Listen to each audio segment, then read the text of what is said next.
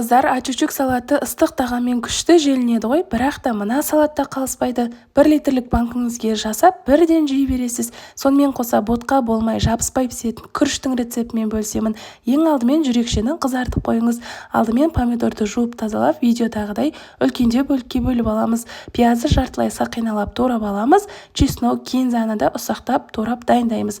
1 литрлік банкіге дәл осылай реттілікпен орналастырамыз. Соусын дайындау үшін сұйық майға дәмдеуіш тұзды қосып, жақсылап осылай араластырып холодильникке қойып қоямыз. Жабыспай, ботқа болмай пісетін күріш дайындау үшін Беста басмати күрішін пайдаланыңыз. Ең жақсы сапалы күріштердің бірі. Қызып тұрған майға қуырып, тұз салып, су құйып 20 минут демдеп қойсаңыз, осылай әдем болып піседі.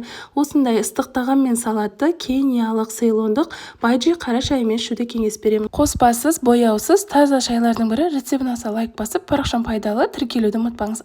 Жыртылмайтын, сынбайтын, суға салса езіліп кетпейтін қамырдан өте дәмді май қамыр тағамының рецептімен бөлсемін. Подливасын осылай жасасаңыз, дәмі керемет болып шығады.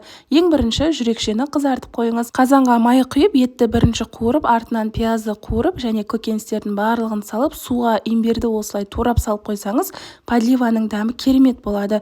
Тұз, бұрыш, лавр жапырағын салып, су құйып, дәл осылай демдеп қоямыз. Қамыр еле боқтаумен жайып отпай, кеми өнімінің дәл осы лағманға арналған кеспесін қолдансаңыздар болады. Тұзды суға 7-10 минутта пісіріп аласыз. Дәл осылай жабыспай, сап-сары болып, керемет болып піседі. Имбир қосылған подливамыз нағыз аппетит шақыратын подлива болып тұр. Осылай жасап көріңіз. Рецептін аса лайк басып, парақшам пайдалы түрлі рецепттермен бөлсемін. Хит рецепттердің бәрі менің парақшамда, сондықтан парақшама тіркелуді ұмытпаңыз. Міндетті түрде жасап көріңіз. Жақын адамдарыңызбен осы видеоны бөлісіп қойыңыздар. Бүгін лагердегі мектеп оқушыларына осындай компот жасап апардым. Бір жасағанда 15 литр шығады. Баклажкалерге құйып морозильникке сақтауға болады. Той жиындарда шөлді басатын ең керемет сусынның бірі. Ең бірінші видеоға лайк басып қойыңыз, рецепті сақтап алыңыз. Алдымен барлық көкөністі жуып тазалап бөліп аламыз. 30 грамм каркаде саламыз салқын суға. Оның үстінен лимон, 1 килограмм апельсин, алма саламыз және 1 кило 200 қант саласыз. Сол кезде тәттілеу болады.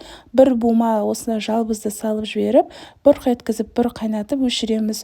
Суығаннан кейін сүзіп алып, осылай 5 литрлік баклажкалерге құйып, морозильникке сақтауға болады. Той жиындарда шөлді басатын таптырмас сусындардың бірі. Міндетті түрде осы рецептпен жасап көріңіз. Рецептін аса лайк басып, парақшам пайдалы түрлі сусындармен, ыстық тағамның рецептімен бөлсемін. Парақшама тіркелуді ұмытпаңыз. Жақын адамыңызбен осы видеоны жіберіп бөлісіп қойыңыздар. Қыздар, қараңыздаршы, үй жағдайында творог дайындау өте оңай.